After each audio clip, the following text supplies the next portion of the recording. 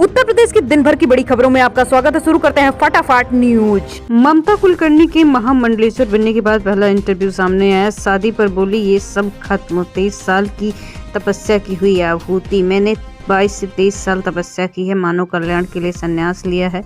संन्यास लेने के बाद कोई शादी नहीं करता। अब महामंडलेश्वर बनने के बाद शादी वाले सवाल का अंत हो गया, यहीं पे सब खत्म हो गया। इस बात पर ममता कुलकर्णी ने महामंडलेश्वर बनने के बाद पहले एक्सक्लूसिव इंटरव्यू में कहा कि फिल्मों की चमक दमक वाली ममता अब श्री यमाई ममता नंदगिरी हो चुकी हैं। किन्नर अखाड़े ने उन्हें महामंडलेश्वर बनाया है। ममता ने कहा, जितना फर्क बॉलीवुड में होते हुए मेरे कपड़ों में था, उतना ही फर्क आज महामंडलेश्वर बनने के बाद मेरे इन कपड़ों में महसूस हो रहा है। ऐसा लग रहा है कि एक यूनिवर्सिटी में कई साल अभ्यास करने के बाद लड़की डॉक्टर बन गई है। मैं इसे शब्दों में बयान नहीं कर सकती। हालांकि महामंडलेश्वर बनने पर विवाद हो गया। कुंभ में कई संतों ने इसका विरोध किया। शांभवी पीठ के पीठाधीश्वर श्री स्वामी आनंद स्वरूप महाराज ने कहा, किन्नर अखाड़े को मान्यता देकर पिछले कुंभ में महापाप हुआ, कुंभ का मजाक बन के रह गया है। ममता से सवाल हुआ कि आपको कैसा लग रहा है। उन्होंने कहा, मुझे बहुत अच्छा महसूस हो रहा है, आनंद और हर्ष महसूस कर रही हूँ। मैं मानव कल्याण और सनातन के लिए आगे बढ़ूंगी। मैं महाकाल और माँ काली की भक्त हूँ। काशी में 10 लाख भीड़, 22 अफसर सड़क पर उतरे, सड़कें गाड़ियां फुल, 3 किलोमीटर लाइन। वीकेंड पर अयोध्या में ऐसा ही हाल होता है। काशी और अयोध्या में वीकेंड पर भक्तों की भीड़ उमड़ जाती है। काशी में 10 लाख लोग पहुंचे। बाबा विश्वनाथ की गलियां फुल हैं। मंदिर के सभी गेट 3 किलोमीटर लंबी लाइनों से भरे हुए हैं। गदौलिया और चौक चौराहे पर पैर रखने की जगह नहीं है। भीड़ को देखते हुए पुलिस कमिश्नर मोहित अग्रवाल ने कमान संभाल ली है। इसके साथ ही वो विश्वनाथ मंदिर पहुंच गए। वहां 8 IPS 14 PS अफसरों ने भीड़ को मैनेज करने का फुल प्रयास किया है। वही हाल इधर आपको बता दें कि अयोध्या में हनुमानगढ़ी मंदिर कर रहा है। आम दिनों में यहां पर वैसे भी 1-2 किलोमीटर की भीड़ रहती ही है, लेकिन वीकेंड पर ये भीड़ और भी तेज बढ़ जाती है। रामलला के दर्शन के लिए 1 से 2 घंटे की लाइन लगानी पड़ सकती है और पड़ भी रही है। इसके साथ आप अयोध्या में श्रद्धालुओं की लंबी भीड़ का अंदाजा लगा सकते हैं, जैसा कि आप वीडियो में देख पा रहे होंगे। वाराणसी में बाबा विश्वनाथ की नगरी में 3 किलोमीटर लंबी लाइन लगी हुई थी, जो कि आप वीडियो में देख ही पा रहे होंगे। महाकुंभ मेले में देश भर से आए 50,000 भिखारी। जानवर की चर्बी से बनाया है झख्म, 1 से 2,000 की कमाई। प्रयागराज महाकुंभ संगम तट पर एक महिला तड़पती हुई दिखी, हाथ में गंभीर घाव, सामने एक थाली। वो बार बार हाथ उठा कर आने जाने वालों से घाव दिखाती। श्रद्धालु सिक्के और नोट डालकर आगे बढ़ जाते। शाम को वो पैसे समेट कर उठी। एक व्यक्ति के साथ मिलकर बोरी में अनाज भरा और फिर चली गई। ये यहाँ पर आम बात है। ऐसा दृश्य महाकुंभ मेले में आपको आम रूप पर देखने को मिल जाएगा। एक समूह में महिलाएं, पुरुष, बच्चे हाथ पांव में घाव के निशान लगाकर संगम में पहुंचते हैं, भीख मांगते हैं। इनकी संख्या 50,000 के आसपास की है।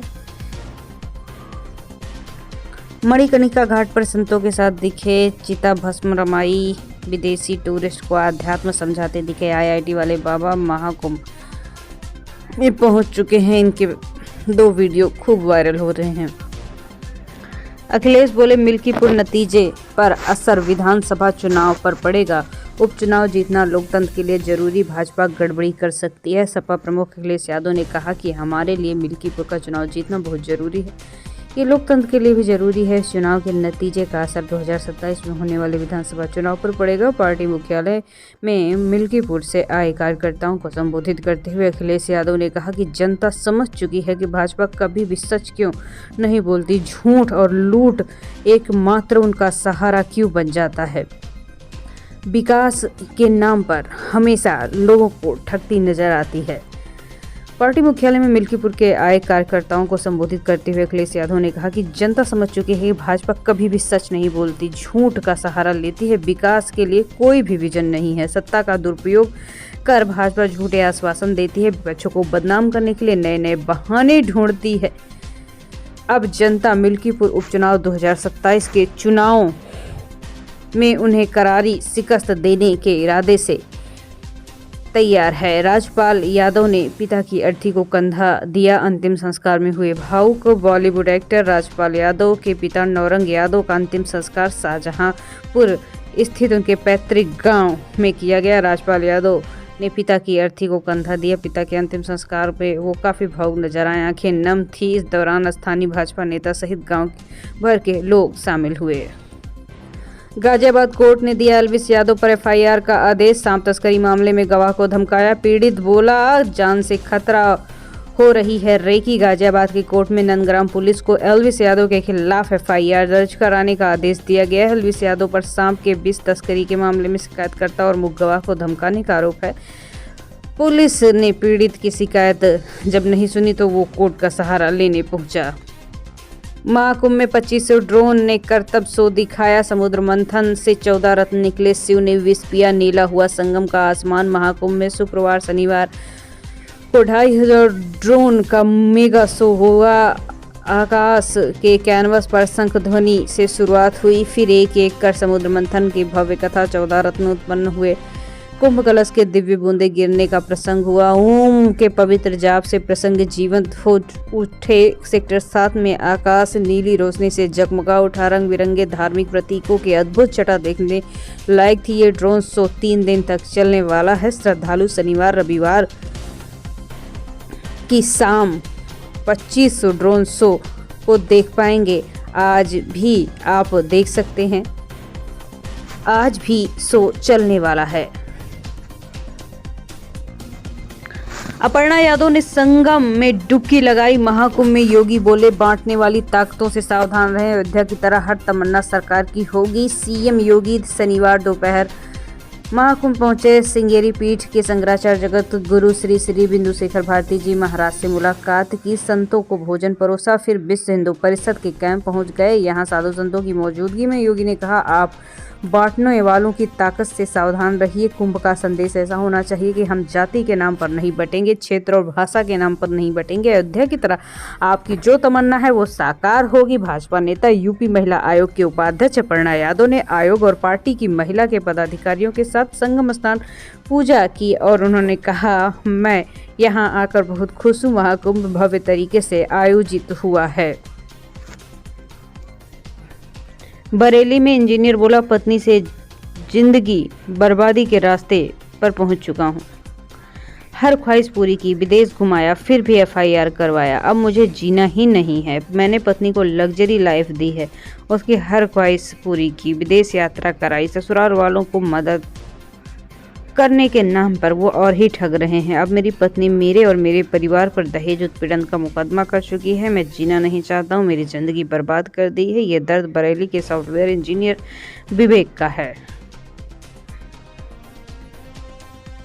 हरियाणा के आईआईटी बाबा पर स्कूल फ्रेंड के खुलासे, बोले सबसे पढ़ाकू, आगे बढ़ने की सोच वालों में था, उसका हालात और मेंटल डिसऑर्डर ऐसा कुछ भी नहीं है। हरियाणा के झज्जर के रहने वाले अभय उर्फ आईआईटी वाले बाबा को लेकर स्कूल फ्रेंड गौरव गोयल ने कई खुलासे किए। उन्होंने कहा कि अभय तो स्कूल में सबसे पढ़ाकू था, उसकी सोच आगे बढ़ने वाली थी। अचानक उसके बाबा बनने के बाद उसको वीडियो में देख रहा हूँ, टेंशन में आ गए।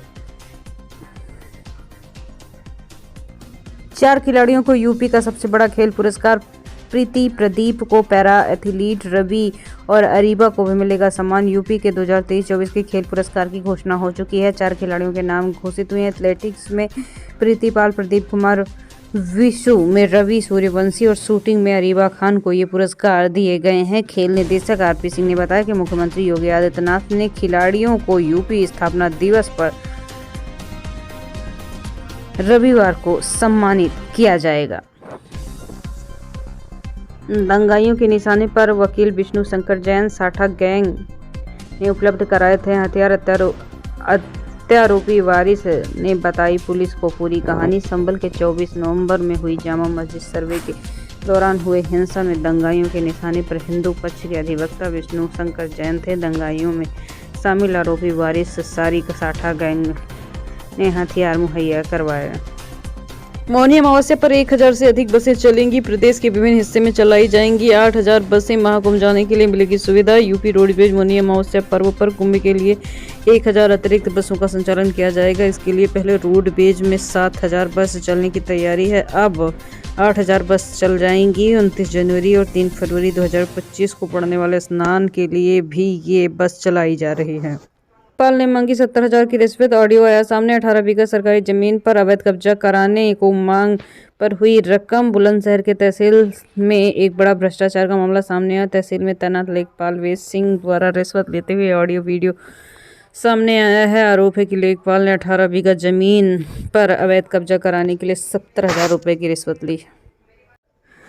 गणतंत्र दिवस की हार्दिक शुभकामनाएं। रिपब्लिक डे पर संविधान हमारी सामूहिक अस्मिता का आधार। गणतंत्र दिवस की पूर्व संध्या पर राष्ट्रपति का संबोधन। राष्ट्रपति मुर्मू ने गणतंत्र दिवस की पूर्व संध्या पर अपने को संबोधन किया। भारत के गणतांत्रिक मूल्यों का प्रतिबिंब हमारी संविधान संरचना में दिखाई देती है। पिछले 75 वर्षों में संविधान ने हमारी प्रगति का मार्ग प्रशस्त किया है। संविधान लागू होने के बाद 75 वर्ष हमारे युवा गणतंत्र सार्वभौम प्रगति के साक्षी हैं। ज्योतिष में समुद्र जैसी गहराई है, जितना जान पाए उतना कम है। डिप्टी सीएम मौर्य बोले। उप मुख्यमंत्री केशव प्रसाद मौर्य ज्योतिष महाकुंभ महोत्सव में शामिल हुए। उन्होंने कहा कार्यक्रम में पहुंचते ही ज्योतिषियों को सम्मानित किया। इस दौरान डिप्टी सीएम ने कहा कि प्रयागराज की धरती पर ज्योतिषियों का महाकुंभ में होना इतनी प्रतिष्ठित और गर्व की हमारे लिए बात है। देश विदेश की 30 हस्तियों को पद्म पुरस्कार। राजस्थान की बतूल बेगम तो एमपी से जगदीश भेरू सिंह का नाम, ब्राजील के वेदांत गुरु का भी नाम शामिल। गणतंत्र दिवस की पूर्व संध्या पर राष्ट्रपति द्रौपदी मुर्मू ने 30 हस्तियों को पद्म पुरस्कार देने की घोषणा की। इसमें राजस्थान की लोक गायिका बतूल बेगम को पद्म सम्मान दिया जाएगा। लिस्ट में कुवैत की योग टीचर और ब्राजील के वेदांत गुरु का नाम भी शामिल है। मध्य प्रदेश की 3 हस्तियों को ये अवार्ड मिलने वाला